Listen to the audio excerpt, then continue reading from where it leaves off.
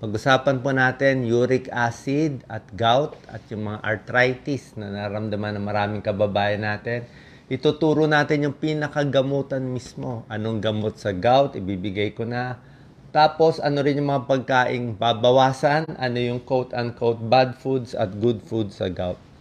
Pag gout po, para masabi natin na may gout kayo, yan o, namamaga yung hinlalaki. So, para masabing may gout, kailangan may blood test. Yun ang basic. May blood test kayo ng uric acid. Pa-check nyo CBC, creatinine, pati uric acid.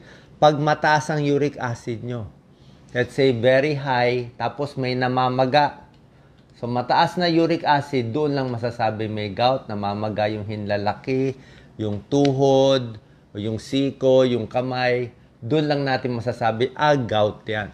Pero kung sumasakit lang kamay mo, sumasakit lang tuhod mo, tapos wala ka namang uric acid, hindi natin sasabihin gout yun. Mas malamang osteoarthritis or arthritis ng pagka-edad. Yun ang mas common. Siguro 90% puro ganon. Itong gout, mas bihira to. Kaya bago nyo sundin yung bawal at pwede, check muna uric acid. Ha? Ayoko magkakamali kayo ng diagnosis. Diba? So, pag nakitang mataas ang uric acid at may gout talaga kayo, ito yung mga babawasan. Number 1, organ meat. Mataas to sa purine, mga laman loob. Okay, mga atay, bopis, diba? Puso, bituka. Yan ang pinakamataas. Mabilis umatake yung gout pag kumain ito. Red meat, lalo na sa karne, sa beef, sa baka. So, yung beef, mataas din ang purine niya. Purine nagiging uric acid. Pero, mas mababa siya kumpara sa laman loob. Pero, mas mataas pa rin siya. So, pag beef, konting bawas lang sa beef. More chicken, more pork ang pwede sa inyo. Okay, mas mataas siya. White bread naman, ang problema kasi sa white bread at white rice, pwede tumaas yung blood sugar. Pwede kayong magka-diabetes kung masyado marami. Pag nagka-diabetes, hindi rin maganda sa gout. Okay? Mas dadalas din yung atake sa gout kung may dagdag na diabetes ka. Katulad ng matatamis, sama na natin mga donuts, soft drinks, mga juice na matatamis. Puro asukal, puro cake. Kung puro matatamis, prone ka rin sa diabetes, hindi rin maganda ang diabetes pagkasama ang gout. Alak, ito talaga nagpapataas ng uric acid. Pag uminom tayo ng beer, ayan 6.5% tataas yung uric acid. Kahit yung mga non-alcoholic beverage, yung yeast ang nagpapataas. 4% tataas uric acid mo. Kaya yung iba na may gout, kumain ng laman loob, pulutan, sinabayan ng alak, mamaya atake na. Sobra na sakit yung paa, sobra na sakit yung tuhod, hindi na makalakad. Kasi napuno na ng uric acid crystals sa pagkain. Ito ang problema natin sa gout. Mga seafoods generally mataas sa purine at uric acid. Pwede naman kumain pero lilimitahan. Ang pwede lang siguro konting hipon, crab siguro, oyster konti, isda, salmon konti. Pero yung basically konti lang. Kasi pag maraming seafoods, nakakataas din ng uric acid. So, paano gagawin natin? Kailangan natin yung seafoods, di ba? Kailangan natin yung omega-3 fatty acids, fish oil. Pwede mag-fish oil supplement. Pwede magdagdag kayo ng fish oil supplement para makakuha ng omega-3 fatty acids at konting isda na lang ang kakainin. Mas bawas. So, ito yung mga bawal na sinabi ko sa inyo. Hindi naman talaga bawal. Babawasan. Matatamis, beer, alcohol, laman loob. Di ba sinabi ko sa inyo? Beef, laman loob, tsaka mga seafoods. Yan ang 4 na worst foods for gout. Yung mga mabubuti naman, ituturo ko sa inyo. Actually, ito na po yung parang Bible. Nakalista na lahat to. Ito, very high. Iwas, bawas. Moderate, pwede kumain. Tamang dami. Ito, okay, kahit maraming kainin mo. So, ang mga matataas talaga, laman loob, sardines, beef, bacon, turkey, mataas alcohol. Moderate, pwede na chicken, shrimp. Ito, mga beans, munggo, beans, pwede po. Ito, moderate siya. Hindi bawal. Hindi bawal ang munggo sa gouty arthritis. Sa ordinary arthritis, pwede ang munggo. Nagsabi ng mga rheumatologist, yung mga expert natin sa rayuma, pwedeng-pwede ang monggo. Kasi nagbawas ka ng beef Nagbawas ka ng protina sa beef steak So, kailangan palitan mo ng protina sa gulay, which is monggo. Ito, low, mga pwede kainin. Tuturo natin Pag nag-low purine diet kayo, pag sinunod mo tong diet, bababa uric acid, papayat, pwede mabawasan ng gamot. Ito yung advantage. Pag pumayat, malaking tulong sa pagbawas ng atake sa gout. Ang disadvantage lang is, syempre, konti lang makakain mo, lalo na seafoods, di ba? Magkukulang tayo ng pang seafoods na omega-3 sources, mag-fish oil supplement na lang.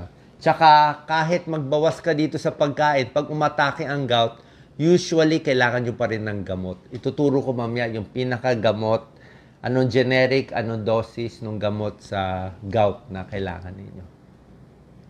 Dito naman tayo sa good foods. Lahat ng citrus fruits, pwede po. Lahat po yan, napakaganda. Nakakababa pa ng uric acid yan. Mga orange, lemon, calamansi, dalandan, suha, strawberry. Pwede po yan. Okay, low-fat yogurt, milk, pwede rin yan. Nakakababa din ng uric acid. Avocado, pwede. May antioxidant, may vitamin E. Basta gulay, prutas, maganda. Ito, cherry, mahal sa atin Pero meron siyang anthocyanin. Ang ganda ng kulay. Iwas sa pamamaga. Tulad po na sinabi ko, monggo at beans pwede. Ayan, Kailangan mo ng protina Ang meat, hindi ka na nga, binabawasan mo yung meat galing sa hayop Kaya yung protina mo, kunin mo na sa peas, beans, lentils, dito mo kukunin. Nakakabawas siya ng atake sa gout. Okay? Kung gusto niyang protina, lean meat, chicken, more chicken and pork, at mga broccoli, may rin yan, may protein din yan. Tubig. Pag may atake ng gout, kailangan maraming iinumin na tubig. 8 to 12 glasses, sabi nga dito, kung kaya nyo ng 16 glasses, which is 4 liters a day. Ang limit ko sa dami ng pag-inom, lagi ko sinasabi kung bata pa kayo, hanggang 16 glasses, 4 liters, yun ang pinakamadami. Huwag nyo nalalampasan. Kasi pag lumampas kayo, baka mag-hyponatremia, delikado. Pero kung may gout attack, siguro hanggang 12 glasses, 3 litro, kung abot ka ng 4 na litro, mas malalabas mo yung uric acid. Kape, maganda rin sa gout. May tulong din. Inom ng maraming tubig para mabawasan uric acid. Para siyang crystals High fiber is okay. Wheat bread, brown rice, vegetables. Maganda rin po yan. Pampapayat. Lose weight. Basta nagpapayat tayo, less atake sa gout. Bababa din yung uric acid nyo. Okay? Yan yung mga sinasabi kong Mongo beans, pwede, brown rice, at bananas, pwede rin. Ito po. Bibigay ko na yung gamutan Ito na yung pinakagamutan. Pag acute yung atake ng gout, talagang bagong atake, colchicine lang ang pwede. Pain reliever, konti, pero colchicine, siguro 1 tablet 3 times a day, hanggang 4 to 5 times a day, hanggang humupa yung atake. Pag hindi na siya umaatake, tapos mataas yung uric acid nyo, pwede na mag-maintain ng 2 gamot. Choose one.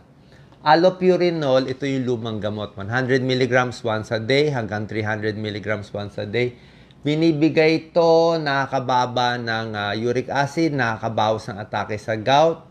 Okay ito sa 99% ng tao, kaya lang, ulitin ko, kaya lang, mura din siya, good din, kaya lang, may a few, siguro 1%, pwedeng magkaroon ng side effect. Sa konting tao, meron siyang serious side effect na magra-rashes, yung Steven Johnson. Pangit yun. Pag na-tsambahan doon, hindi maganda. Kaya nga, kanino mo bibigay ito? Bibigay mo yan doon talaga sa may gout. Sa talagang mataas yung uric acid, talagang namamaga na yung kamay niya, talagang naglalabas na yung mga bukol-bukol sa gout niya, kailangan na siya ma-maintain, pwede allopurinol, tsaka mura siya. Okay? Pag wala naman siyang side effect, okay naman siya ituloy-tuloy. Ngayon, kung takot tayo sa side effect, mabuti may bagong gamot, Febuxostat, Atenurix, ang brand name, Febuxostat, 40 milligrams or 80 milligrams once a day. Ito mas walang side effect siya. Mahal lang. Mas mahal lang siya. So, pwede ito i-maintain. Kaya lang, pag-maintain ito matagal. Ilang taon. Tapos, babantayan ang kidneys, creatinine, may blood test ka pa. May blood test ka pa ng liver enzymes. Babantayan yung liver mo, babantayan ng kidneys mo habang uminom ng allopurinol. Siguro, every 6 months, sinecheck. Tapos, depende sa taas ng uric acid, tinataas yung dosis. Okay? Kung di pa rin makontrol. Tapos, pag hindi nga makontrol, sabayan nyo ng pagkain. So, doble ang gamutan. May tableta ka na, ingatan mo pa yung pagkain mo, mas hindi aatake yung gout. Yun ang gusto natin. Okay? Sana po nakatulong ang video natin para hindi umatake ang gout. God bless po.